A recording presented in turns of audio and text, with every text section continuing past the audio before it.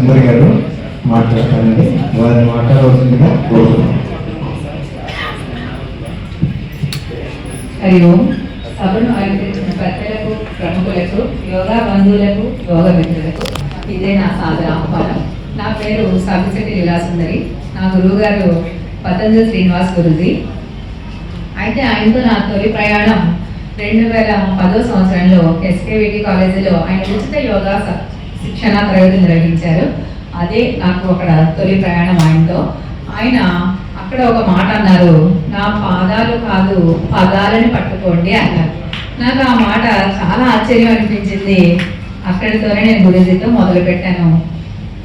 అయితే ఆ శిక్షణా కార్యక్రమాల్లో గురూజీ నాకు ఒక పుస్తకాన్ని ఆయన చేతుల మీదుగా అందించారు. ఆ పుస్తకం తీసుకోవడమే నా జీవితానికి మొదటి మెట్టు. అక్కడి నుంచి నా యోగా ప్రయాణం స్టార్ట్ అయింది. డిప్లొమా, పీజీ డిప్లొమాలు చేసి నేను కూడా గురూజీ సంకల్పం ఏంటంటే ఆ బుక్ లో ఉంది, స్వచ్ఛ భారత్ తో పాటు ఆరోగ్య భారత్ నిర్మిద్దాం అన్న సంకల్పం ఉంది. నేను కూడా ప్రతిరోజు ఆ పదాన్ని చదువుకుంటూ ఆ ఆరోగ్య భారత్ ఉద్యమంలో నేను ఒక బిందువు కావాలి అని కలగంటూ ఉండేదాన్ని. అది అలా సాగుతూ ఉండగా యోగ విద్యను డిప్లొమాస్ చేసి నేర్చుకున్నాను. అలాగే స్కూల్స్ లో చెప్పడం, లైబ్రరీస్ లో గత 8 సంవత్సరాలుగా ఉచిత యోగా శిక్షణా శిబిరాలు నిర్వహించినప్పుడు నాకు టైం ఉన్నప్పుడు వెళ్ళి అక్కడ క్లాసులు చెప్పడం జరుగుతుంది.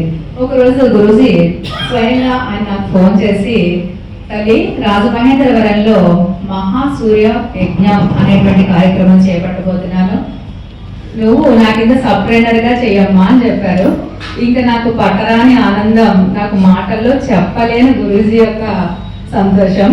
గురూజీకి కొన్ని వేల మంది శిష్యులు ఉన్నారు. నన్ను కూడా గురూజీ అని శిష్యుడిగా గుర్తించారని మాత్రం నాకు చాలా ఆనందం అనిపించింది. గురూజీతో నా ప్రయాణం మొదలు పెట్టాను. అలాగే మన యొక్క రాజమండ్రిలో మున్సిపల్ స్కూల్స్ లో ఉన్నటువంటి పిల్లలందరినీ చైతన్యవంతం చేసి 3200 మంది పిల్లల్ని 108 నిమిషాలు 108 సూర్య నమస్కారాలు చేయడానికి మేము వాళ్ళకి సాధన చేయించి మన రాజమహేంద్రవరం ఆర్ట్స్ కాలేజీ గ్రౌండ్స్ లో ఆ కార్యక్రమం చాలా చక్కగా జరిగింది. ఆ తర్వాత అంటే నేను ఈ ప్రోగ్రామ్ లో ఫస్ట్ నుంచి ఉన్న ఈ సంకల్పంలో నేను కూడా ఒక బిందువుని అని చెప్పుకోవడానికి చాలా గర్వపడతాను. ఎందుకంటే ఇక్కడ చెప్పినప్పుడు నేను అడిగిన ట్రైనర్ని, ఒంగోలులో కూడా గురూజీ, ఒంగోలే మన గురూజీ యొక్క సొంత ఊరు, బట్ గురూజీ మాత్రం మన సొంతంగా భావిస్తూ ఉంటాం. అయితే ఒంగోలులో కూడా 3200 మందికి పైగా పిల్లల్ని గురూజీ చైతన్యవంతులు చేసి అక్కడ కూడా సూర్య నమస్కారాలు బాధ్యత చేయించి విజయకేతనం ఎగరవేశారు దిగ్విజయంగా. ఆ ప్రోగ్రామ్ కూడా మేము మా యోగ బంధువులతో కలిసి వెళ్ళాం.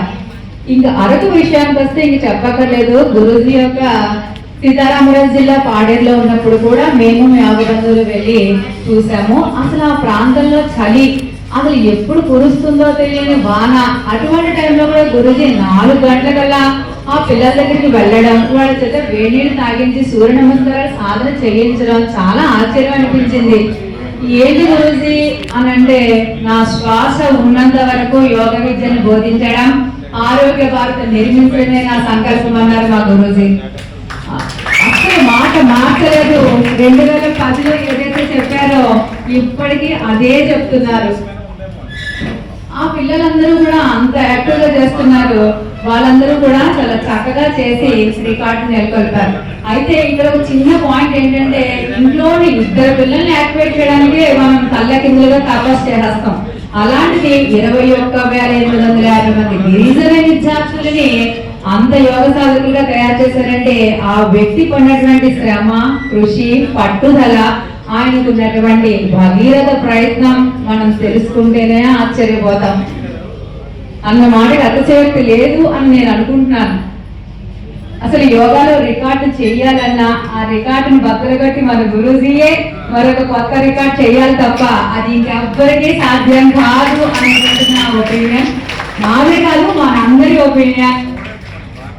మరి పెద్దలు అంటూ ఉంటారు, ఒకే ఒక్కడు 100కో 1,00,000కో ఒకే ఒక్కడు పుడతారంటారు. అది పెద్దల మాట. నిజం ప్రకారంగా ఈ రోజు మన ఒకే ఒక్కడు మన పతంజలి శ్రీనివాస్. ధన్యవాదాలు నీ అభిమానం. అలాగే